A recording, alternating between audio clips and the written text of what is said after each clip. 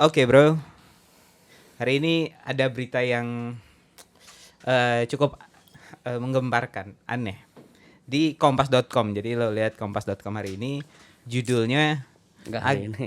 hari ini. Iya hari ini saat kita syuting. Oh iya, ini kan hari gitu. Berarti kompas.com tanggal 28, which is hari ini kita. Judulnya, agensi misterius tawari sejumlah influencer asing untuk sebarkan disinformasi soal vaksin COVID-19. Iya. Gue baca sih. Nah, ini ada agensi-agensi ya nih kita mau Ah. bahas nih. Ya jadi baca sih apa? Jadi gue udah baca juga gitu, udah baca beritanya.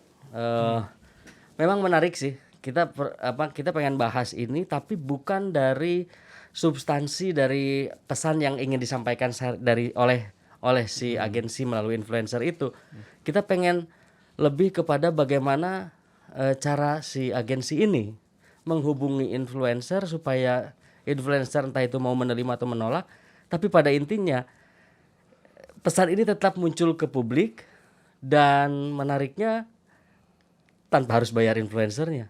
Ya. Jadi di satu sisi kita melihat ini karena kebocoran ini, bodoh sekali agensi ini mengontak para influencer besar atau influencer asing itu dengan cara seperti itu gitu. Tapi di sisi lain enggak, kayaknya ini cerdas banget gitu. Jadi mana yang paling apakah bodoh ataukah justru cerdas? Ini cara baru atau justru mampu mengakali para influencer dan akhirnya keangkat di media mainstream dan menjadi berita global. Jadi yang kena pranknya itu si influencernya ya? Bisa jadi walaupun akhirnya tidak ada yang dirugikan ya. Ya. Nah, untuk bahas itu mungkin lu bisa ceritain dulu ya sekilas ya beritanya ini gimana sih ceritanya gitu. Tapi mungkin sebelum gua bahas sedikit ceritanya, satu hal yang menarik buat gua adalah ini ada kebuka praktek agensi melakukan kampanye disinformasi itu ada ya. Ya ada memang Jadi ada. apa namanya, nggak cuman agensi itu nggak cuman iklan yang konvensional Nggak, aja. agensi bukan hanya iklan tapi juga ada Campaign komunikasi terselubung ya, itu PR banyak gitu. peran agensi ya. Main isu, main. Oke. Oke, cerita singkatnya gini. Jadi ada agensi namanya Faze. Jadi ada influencer dari Jerman namanya Mirko. Itu dia membuat pengakuan publik ya, kalau dia bilang dia ditawarin oleh sebuah agensi untuk menginformasikan kepada followernya kalau Vaksin tertentu, vaksin Pfizer di sini. Nah. Vaksin Pfizer itu menyebabkan kematian yang banyak. Nah, 3 kali Dibandingkan. Tiga kali lipat daripada vaksin AstraZeneca. Perbandingannya ada 2 vaksin itu ya. Ada 2 vaksin itu. Jadi dia seperti ingin menyampaikan kalau vaksin AstraZeneca itu lebih aman. Nah gitu. Cuman si Mirko-nya ini dia nggak mau ditawarin kayak gitu. Nggak mau ditawarin, mana tawarannya rendah banget lagi 34 juta. Iya, salah buat satu influencer yang terungkap 34 Jerman. juta ya. Nah, terus habis itu mungkin dia melakukan pengakuan di Instagram ya. Iya, pokoknya di Dilihat sosmednya lah gitu. di sosmednya lah. Dilihatlah sama BBC dan akhirnya jadi berita di BBC dan dia diinterview di BBC. Nama agensinya namanya Faze. Agensi Faze ini ada kaitannya sama Rusia, terafiliasi sama Rusia, entah bagaimana. Di beritanya seperti itu. Bukan didirikan oleh 2 orang ya, salah satunya orang Rusia gitu tapi berkantor juga di Inggris kalau nggak salah. Kantornya gitu. di Inggris. Tapi BBC juga mencoba menghubungi Faze juga nggak ada balasan. Instagramnya Faze juga terus tiba-tiba di private gitu. Pokoknya Faze-nya tidak bisa di. Dan dari situ kebuka ternyata Mirko bukan satu-satunya yang dikontak oleh si Betul. agensi ini, tapi juga ada influencer lain yang bahkan influencer ini juga seorang jurnalis lah gitu ya.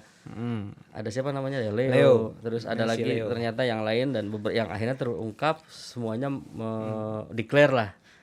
Jadi yang menarik itu si agensi si Faze ini ngasih briefing. Ya, melalui email. Briefing tertentu yang untuk disebarkan ke influencer. Nah, poin-poin briefingnya itu ternyata ada YouTuber lain yang mengeluarkan konten yang seperti di briefing.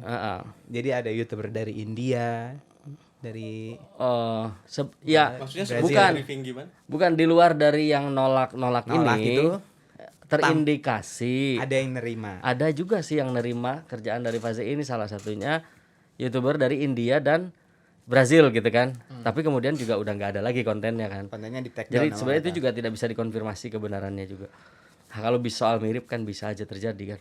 Ya, ya. Karena ada berita Mungkin tidak sengaja tapi ya nggak tahu juga. enggak, karena ada berita yang dijadikan data gitu. Jadi informasi-informasi yang dijadikan data oleh si Faze untuk ini loh tuh buktinya tuh bahwa si Pfizer ini lebih mematikan dibanding Jadi seumpama ada gua otak-atik gatuk gitu loh. seumpama gua Mirko, gua nggak akan bilang itu melalui pendapat gua. Gua nggak akan bilang kalau ini adalah pendapat gua, enggak. Si Mirko ini akan merujuk pada sebuah data di website. Nah, data itulah yang bicara. Jadi orang-orang disuruh merujuk ke data itu. Yang data itu direkomendasikan oleh si agensi ini kan. Mm-mm.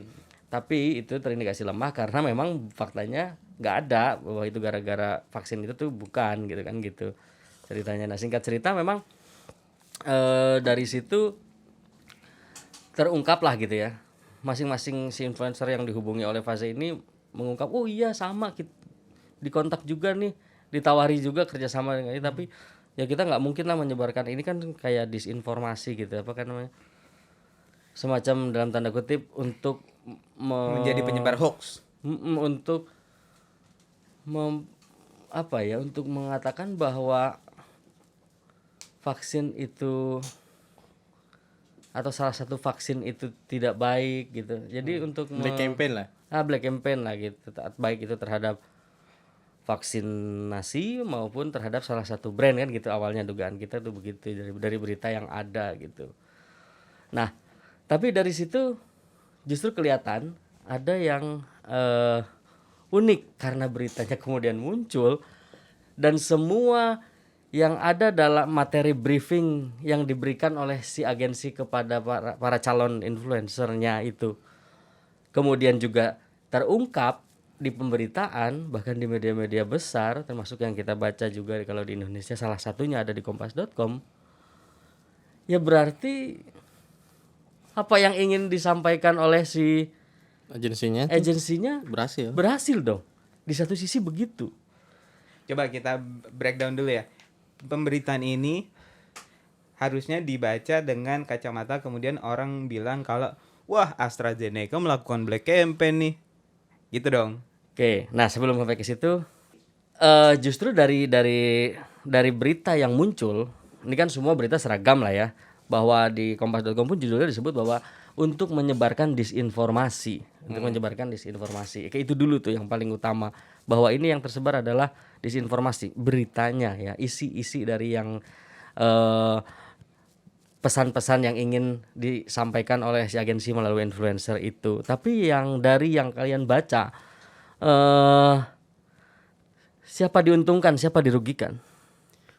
Kemana lari uangnya? Bukan. Di balik ini ada siapa? Enggak, katakanlah memang si Faze ini, si agensinya ini memang kan ada kliennya di belakangnya gitu, katakanlah begitu ya, memang mungkin ada gitu.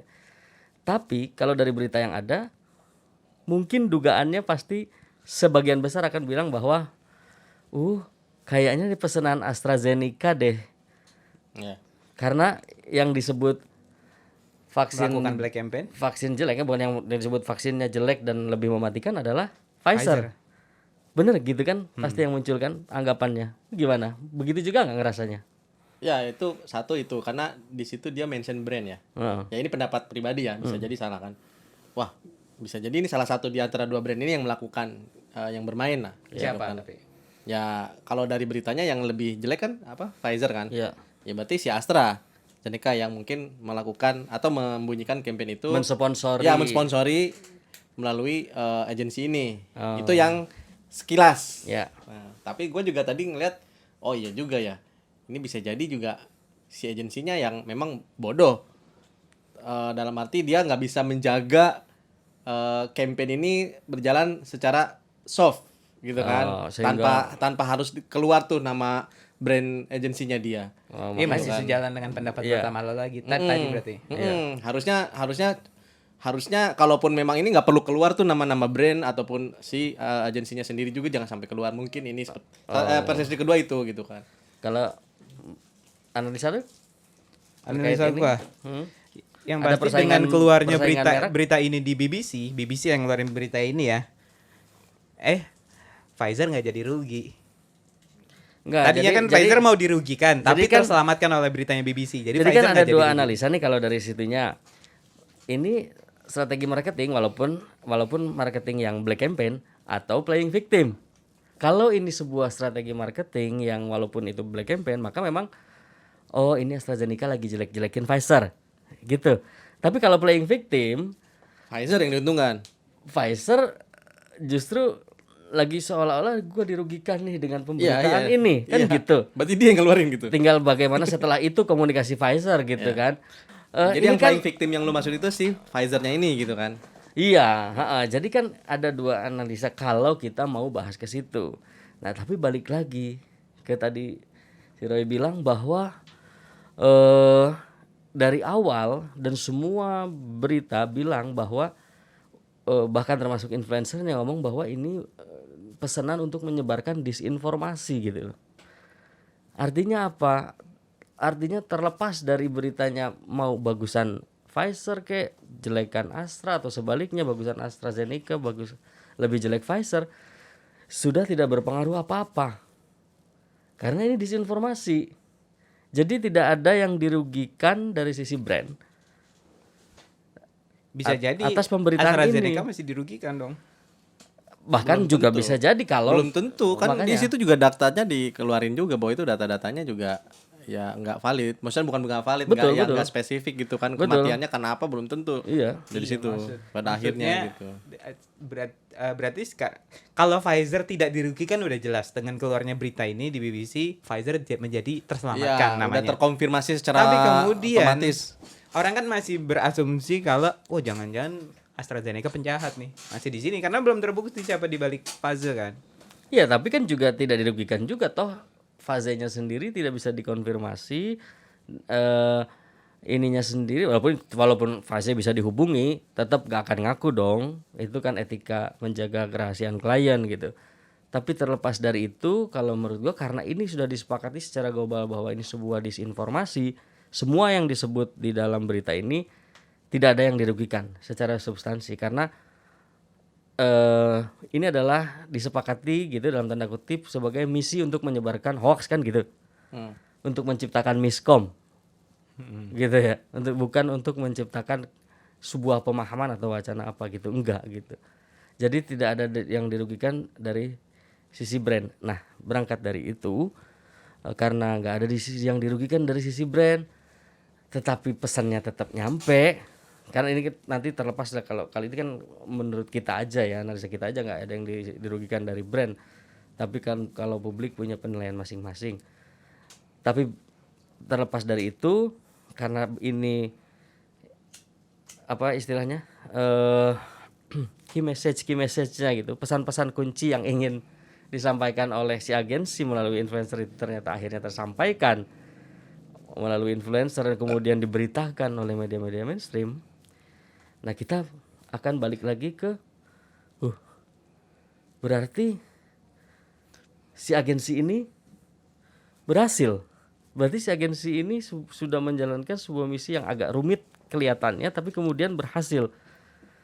Bukan sebuah cara yang biasa untuk menyampaikan pesan karena pakai influencer nggak perlu bayar dan influencernya tetap ngomong.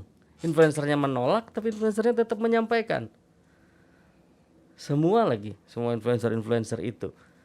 Nah, itu sih. Jadi secara tidak langsung si siapapun ini di belakangnya gitu kan ingin mengatakan bahwa tentang berita kematian dari akibat vaksin itu hanya adalah disinformasi sebetulnya gitu kan. Pesan tuh cuma satu itu semua berita yang Iya. ya hoax lah, miskom gitu kan. Iya. Pesan Iya, yang seperti itu berhasil kan. bisa kita simpulkan pesan yang berhasil apa? Ya itu salah satunya. Iya, pesan untuk menyampaikan Vaksin Bahwa vaksin itu menyebabkan ya- kematian adalah hoax. nggak bahwa kan gini. Perintahnya adalah tolong sampaikan perintah dari agensinya kan, pesanan dari agensinya. Tolong sampaikan bahwa Pfizer ini 3 kali lipat risiko kematiannya dibandingkan dengan AstraZeneca kan gitu. Dan itu adalah Intinya itu. Itu pesan salah satu. pesan utamanya tapi itu miskom. Tapi karena data-data yang dikasihkan lemah, kemudian tawaran yang kemudian terungkap ya, tawarannya murah. Ya para influencer yang memiliki kepekaan, cerdas menganalisa ya pasti bilang nggak mau gitu kan. Tapi kan Nggak mau karena murah. kita nggak tahu total isi briefingnya yang via email itu ke masing-masing influencer itu yang membuat, apalagi sih gitu yang membuat kemudian para influencer itu penasaran ini siapa gitu, agensi ini dipesenin oleh siapa di belakangnya. Udahlah, akhirnya dia mau berusaha untuk mengungkap gitu ya, dengan cara akhirnya mengungkap juga apa yang diinginkan oleh si agensi untuk Agensinya. terungkap ke publik. Jadi si influencernya kayak terkesan HPH juga ya. Maksudnya kena prank juga gitu. Iya. Kena prank juga Akhirnya, gitu. iya, Gua jadi- ngerasa gua ini harus diungkap nih, hero nih, gua jadi Iya. hero gitu. Ternyata padahal itu tujuannya adalah untuk mengungkap itu gitu kan. Tujuannya itu. Ini coba kita bahas poin-poin kalau seandainya kebodohan ya. Ya. Poin-poin kebodohannya pertama, dia mau menyampaikan suruh campaign hoax, Iya. Ya. Tapi disebut tapi kok lewat Email. komunikasi jarak yang, jauh, komunikasi yang tidak kuat. Iya, yang rawan bocor lah. Iya, komunikasi yang rawan bocor dia manfaat Untuk sebuah misi yang harusnya rahasia, super rahasia. super rahasia dan harusnya juga mahal. Ini menggunakan cara yang seolah mau jualan produk masif, kayak mau jualan sebuah produk bawang atau Lewat black campaign. iya. Black campaign. Ini tapi kan bukan black campaign gitu, maksudnya kayak mau jualan yang bukan black campaign, justru kayak mau jualan yang biasa lah. Kayak mau jualan, tolong jualin gelas Atau- ini. Iya. Gelas ini bahannya bagus, yang itu kalau tersebar juga nggak apa-apa gitu. Tapi bisa jadi gini juga sih, Bro, kalau menurut gua ya.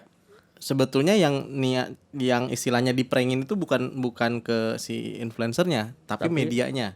Biar gimana cara ini brand masuk, message ini masuk, ya bisa jadi di belakang itu ada pembicaraan lain sama influencer, nanti skenarionya seperti ini. Bisa juga, tapi kan Grand pada design-nya intinya gitu ketika ada lebih dari 2 dan 3 influencer besar bicara menjadi perhatian media, masuk Nah, itu. juga ke media. Nah itu maksud gua, tujuannya adalah biar media menganggap bahwa ini yang kena prank si influencernya nih.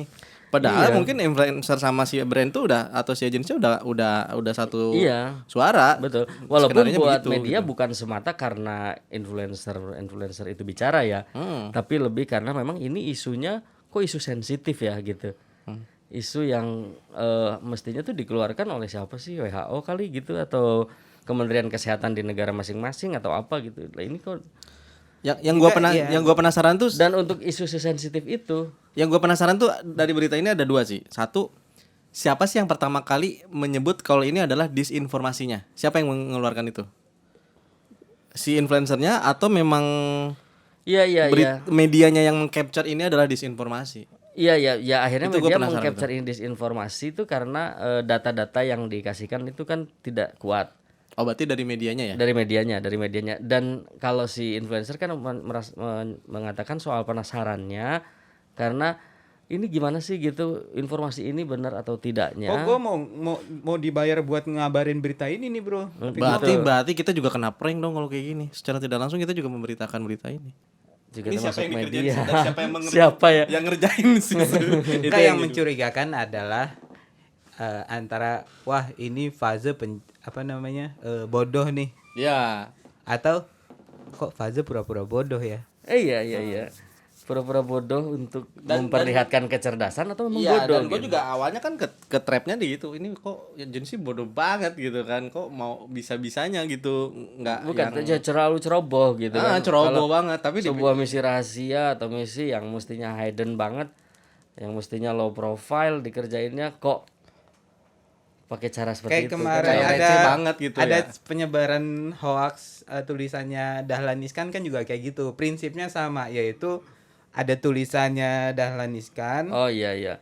tulisan tertentu, tapi kemudian orang yang sering baca tulisannya Dahlan Iskan atau kenal dengan Dahlan Iskan ngebaca nih, Nggak nggak mungkin. Dahlan Iskan ngomong kayak gitu. Nah, kita ini melihatnya seperti ada agensi yang begini, terus kemudian nggak mungkin agensi sebodoh ini Iya, gitu. sensitivitas itu sih. Tapi kemarin itu salah satu contoh. Kalau kemarin ada yang mengatasnamakan Dahlan Iskan gitu tulisannya. Pas dilihat tulisannya kayaknya Dahlan Iskan tulisannya nggak begini gitu. Ternyata bener kan itu hoax gitu. Nah itu Tapi sih kira-kira. itulah ya kekuatan konten itu di sini ya. Kalau ini bukan kekuatan kontennya, Apa? Strategi. strategi. Tapi memang Ya, dalam konten briefingnya mungkin ada kekuatan di situ ya. Iya, story-nya yang dibangun ini keren sih. Strategi Keren sih. informasinya Strategi. keren. Strategi yang membuat influencer merasa penasaran sehingga harus ngungkap juga itu yang. Kita nggak Gua tahu. nggak ke situ sih. Arahnya justru nggak kalau influencernya sendiri menurut gua bisa jadi dia tahu grand design-nya. Bisa jadi ya, bisa jadi. Justru yang ke trap itu adalah ya medianya gitu. Medianya sendiri yang Yang enggak, medianya kan karena ada kegaduhan Unsur itu. berita. Ada unsur beritanya. Iya, yang harusnya ini mungkin berbayar karena banyak banget disebutin Maksudnya brand di di situ, medianya? di medianya gitu kan. Enggak, justru yang harusnya berbayar di influencernya, di medianya ya enggak lah. Belum tentu. Belum tentu kan dia Enggak, maksudnya Nyebutin brand. kalau itu isinya sebuah fakta kan Kan ya itu yang dicari. Gini, berita. intinya adalah siapa yang diuntungkan. Oh iya. Iya kan? Yang kita nggak bisa nebak ke situ dan nggak mau membahas ke situ. Tapi yang karena ini di bold and underline gitu di semua berita bahwa ini penyebaran disinformasi, menjadi tidak ada yang dirugikan. Bahkan nama-nama vaksin yang disebut di situ menurutku Tidak ada tidak yang ada dirugikan. konsekuensi kerugian nama baik atau apapun, nggak ada gitu. Yang dirugikan tuh kalau yang baca beritanya sekilas. Ya betul. Iya, karena ngerasa ini di-share langsung ternyata sebetulnya ini adalah ya maksa orang untuk vaksin lah istilahnya gitu kan secara tidak Tapi langsung memang bukan maksa sih. menurut gua AstraZeneca harus mengeluarkan klarifikasi ya kalau dia tidak melakukan bisnis dengan Ya kita nggak sampai Pfizer. situ. Kita nggak sampai situ. Biarin aja. Ya, biarin Enggak aja. sih. Nah, boleh nggak kita kalau misalnya kita ngebayang-bayangin aja gitu ya, soal detektif, Seolah-olah. beberapa kemungkinan yang ada di balik ini. Jadi apakah pertanyaannya adalah siapa yang order Pfizer? Oh, Pertama, apakah Pfizernya sendiri? Atau memang AstraZeneca-nya? Atau tidak ada keduanya? Atau hanya sekedar ngejelekin vaksin? Atau justru pengen meningkatkan vaksin, kesadaran tentang vaksin? Ini banyak banget skema yang mungkin terjadi di sini. iya. Coba kita bahas Dan satu. dan itu semua bisa terjadi kemungkinan dan semua bisa dengan mudah dibantah ya. Ya. Karena sudah disepakati sebagai disinformasi Informasi. tadi gitu. Jadi misalnya katakanlah skenario 1. Ini pesanannya Pfizer karena Pfizer sedang melakukan playing victim misalnya gitu ya. Karena setelah ini Pfizer akan melakukan aksi misalnya kami merasa dirugikan. Karena misalnya Pfizer habis ini mau ngeluarin data yang datanya berkebalikan dengan apa yang disebutkan oleh pemberitaan ini gitu misalnya gitu ya. Nah, itu kan mungkin juga. Jadi gitu. kalau misalnya ini adalah pesanannya Pfizer, gue ngebayanginnya gini, dia order Pfizer dengan siap-siap, nih gue beli perusahaan lo Pfizer, abis ini bangkrut gitu kan. Nah lo briefing influencer 100 lah gini, Oh, lo briefing 20 influencer untuk mengatakan ini. Gue yakin ada beberapa 1-2 yang dia bakalan nolak, dan yang nolak itulah yang kita incar. iya. Nah, kalau ternyata skenario 2 AstraZeneca pelakunya. AstraZeneca, kalau gue sebagai AstraZeneca, gue akan sangat kecewa dengan Pfizer, ketolongannya Pfizer. Iya kan? Artinya apa? Artinya kecil kemungkinan AstraZeneca melakukan ini. Kecil kemungkinan. Kecil kemungkinan. Kalau skenario ketiga, Si vaksin merek lain yang di luar dari 2 merek yang disebut dalam berita. Ada nggak kemungkinan itu? Kecil kemungkinan Kecil karena apa untungnya? Iya, Buat iya. dia kan. Iya. kalau si agensinya Yo, yang ada bermain sih, tetap ada keuntungan karena misalnya yang lain itu ya tidak ada resiko gitu kan. 2 ini kan yang disebut beresiko walaupun yang satu resikonya lebih kecil yang satu lagi kalau si itu agensinya yang main untuk apa? Bayar ada mau sponsor. ngendorse orang ngeluarin duit cuman buat menghancurkan dirinya sendiri mana sih? Yang pasti kalaupun iya ada sponsornya, ini adalah sebuah proyek yang mahal karena perusahaan yang sudah mungkin ya mungkin kan lead projectnya tuh bukan perusahaan itu tapi menggunakan vehicle gitu, jadi kayak ini kayak semacam SPV gitu, special purpose vehicle yang akan hancur dalam misi ini. Jadi pakai untuk berhasil menyampaikan misinya, maka si kendaraan ini memang nanti di ujung jalannya memang hancur gitu. Tunggu. Misalnya gitu. Tadi kan kita bilang kecil kemungkinan AstraZeneca. Tapi masih bisa aja. Iya bisa. Karena masih bisa aja ada orang yang kebanyakan orang punya analisa dalam juga. Dalam arti gimana? Misalnya gua yang baca berita ini gua ngeliat kalau wah ini AstraZeneca yang difitnah ini mah. Oh, Ya kan? iya bisa. Apalagi ini tersebarnya di Inggris dan di bagian Eropa lah. Jadi artinya si AstraZeneca juga playing victim gitu ya, bisa juga. Jangan-jangan AstraZeneca yang playing victim. Melihat ini sebagai bukan sebuah drama itu kayaknya agak aneh gitu. Iya. Ya kan? Iya. Jadi ya berlapis-lapis lah. Iya. Ya gitu. Ya bisa juga. Bisa juga dua-duanya. Udah kita main apa namanya? Main kayak Tektokan ginian ya. Siapa yang dapat ke lu, siapa yang dapat ke gua ada ya. Yang penting berita kita naik, Bro. Iya. Yang pasti memang di sini ada pengorbanan dari nama agensinya ya. Fazenya Gitu mah sih. karena Faze juga. Tapi kan itu bisa, kita nggak tahu kondisi perusahaan itu sebelum memang karena Faze memang tidak mau terdaftar. karena mau dihancurkan. Dia Memang- dicari memang di untuk agensinya dihancurin. dicari di pihak terkait di London ya, Iya, yang enggak. punya otoritas lah gitu ya. Faze ini nggak terdaftar, jadi Ya, makanya sampah misterius lah. disebutnya. Ya, memang ini agensi yang mungkin melakukan ini memang agensi yang tidak yang kendaraannya gitu ya. Mungkin Agensi cuman hadir yang untuk proyek memang ini doang. Iya, memang untuk dihancurkan gitu. Dan pasti worth it nilainya kalaupun memang itu sebuah project gitu. Jadi Jadi kesimpulannya komunikasi ini cerdas dong. Campaign ini cerdas. Ya? iya kan di satu sisi justru kecenderungannya Sebenarnya campaign ini bodoh, cuman terlalu bodoh untuk jadi bodoh. Iya. Makanya kita ngeliat kayaknya cerdas. Sadar. Justru kita kenapa tertarik membahas ini sekali lagi karena kita melihat ada indikasi kuat bahwa terdapat strategi komunikasi yang cerdas gitu, yang hebat dari Yang jago bukan pakai berarti atas nama hebat lah. Faze ini. Jago. Iya, yang jago. Tapi bukan berarti kemudian Benar. kita mau bilang influencernya kena prank, ketipu, enggak juga Enggak gitu. juga, enggak. Karena ini dia mampu untuk menciptakan sebuah kurios, sebuah fenomena. Kalau gue jadi influencer, gue ditawarin influencer Jerman ya. Gue ditawarin 34 juta. Gue akan melihat, wah ini mah konten, bukan gue di endorse. Gue nggak perlu di endorse, ini mah konten, udah gue jadiin konten aja lah. Iya, makanya untuk 34 jutanya itu kayaknya memang menjadi salah satu bagian dari strategi supaya influencernya merasa merasa memang harus menolak. Tapi di sisi lain Kan kalau katanya harus diungkap nih kebohongan kayaknya gitu kayak gitu. Iya, jadi ada merasa hero-nya yang Iya, padahal 34 juta rupiahnya itu berapa, $2.000 ya? Setara $2.000 benar ya? 2.000 euro apa $2.000 gitu? Euro. Padahal itu sebuah trap juga sebenarnya. kalau katanya bos mafia kan, aku akan memberimu penawaran yang tak bisa kau tolak. Kalau ini, aku akan memberimu penawaran yang pasti akan kau tolak. Kenapa kau tolak? Supaya engkau mengungkapnya di publik. Itulah tujuanku. pancingannya itu. Gitu. Jadi kayak kalau di sebuah permainan game kayak sulap atau tebak-tebakan yang balik kartu, ini memang si agensi ini lagi seperti merancang sebuah permainan yang 90% berhasil. Ya. Tingkat keberhasilannya tinggi, probabilitasnya tinggi. Ya. Itu proses itunya yang patut kita cungi jempol.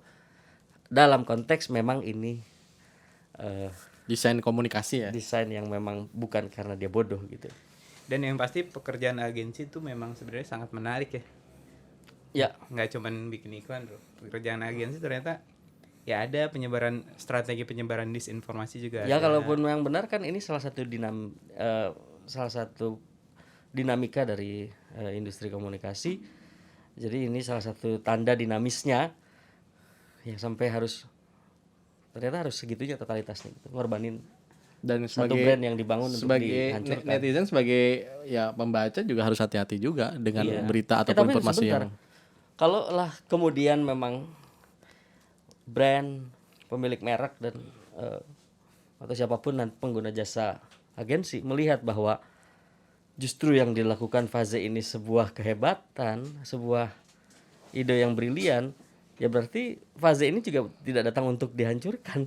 Karena habis ini jangan-jangan namanya jadi besar, jadi dipakai oleh banyak pihak. namanya Belum tentu Pak, ya hancur. kan ini kaitannya udah sama hukum dong. Enggak. Enggak ada. Enggak ya? Orang Enggak ada. balik lagi didesain sebagai sebuah disinformasi. Cuman mau Nah, nama fazenya declare siapa itu. yang peduli lah gitu. Gak ada yang peduli. Yang pasti mungkin orang di balik faze ini akan semakin menjual. Iya. Harganya jadi tambah naik. Gua Iya. berasa nyebarin ini, Bro. Walaupun nanti dia entah itu nanti dia kemudian jual ke klien pakai bendera Faze atau bukan bendera Faze, kalaupun dia bukan portfolionya bawa bendera dia. Faze, dia bilang akan we are Dulu gue Faze. yang bikin berita ini. Iya, we are Faze. Berita gitu. Faze. I'm ex faze. Gue juga bangga juga kalau itu. Kayak gitu ya. Oke, mungkin gitu sih kira-kira lu closing aja.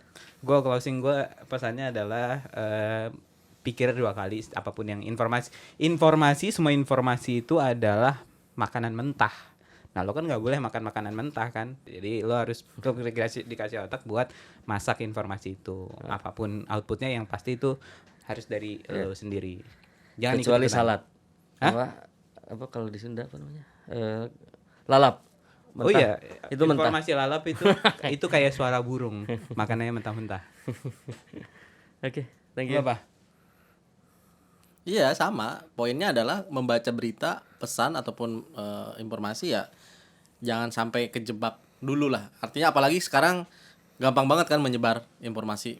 Nah kalau sebelum kita pahami, pelajari dan belum nonton miskom, jangan Iya, dulu iya. sebarin. Ini apa ya fenomena Iya ya maksudnya karena kan industri media termasuk medsos apa dan sebagainya kan memang lagi sangat dinamis jadi mungkin akan lebih baik akan lebih seru coba deh dalami setiap apa kira-kira ada apa sih di balik pesan itu seru.